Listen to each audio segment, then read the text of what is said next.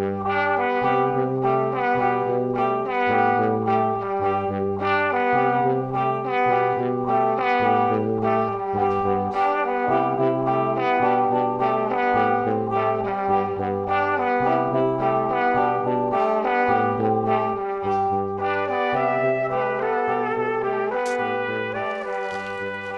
it's finally stopped raining, so my gardening endeavours aren't confined to pottering in the greenhouse.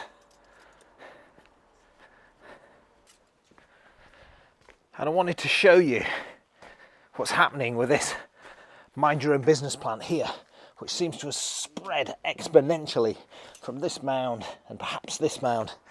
And I reckon it's as a consequence of raking up the leaves, where I've just lightly raked over it.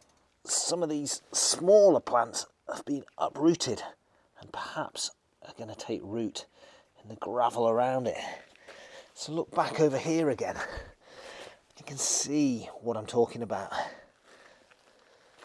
So today I'm just going to be raking through these little mounds and just seeing if that expands them exponentially, because that could save quite a bit of time.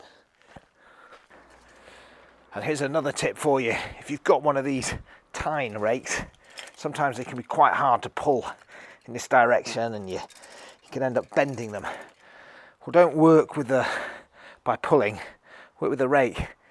Open it and knock the handle down.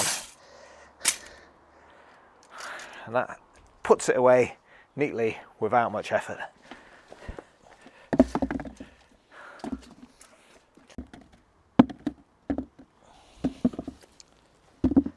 The other job I've got is picking up these apples, most of which are have fallen because they're either too weak, going off, they're not quite ready to eat yet. You've got to be careful though, because there's wasps feeding on some of these.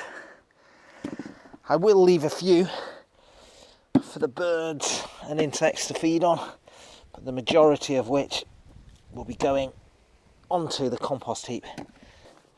There's still plenty more growing up on the apple tree, although it's worth looking over and removing some of the weaker ones of those too, or any that might have disease. But I'd say in about 2 or 3 weeks we'll be having, or not having should I say, to buy any apples for a month or two. And there's still a very healthy buzz coming from these lavender plants here. What's interesting is early morning, it seems to be the honeybees that are on the flowers, but later in the afternoon, it's almost as if they're just waking up. The bumblebees start appearing at the party.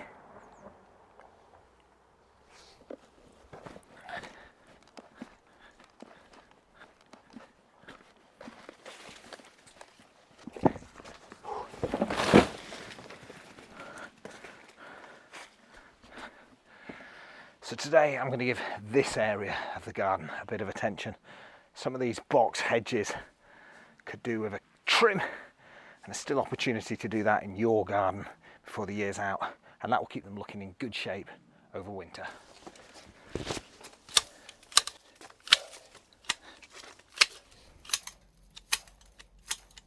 Still forming these into balls and keeping it quite loose.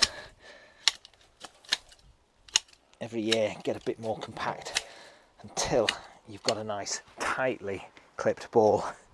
Well, that's one down, 3 more to go, and that's all today from the Enduring Gardener. So I hope you found that useful. Give us a thumbs up if so, and we'll see you next week. Cut.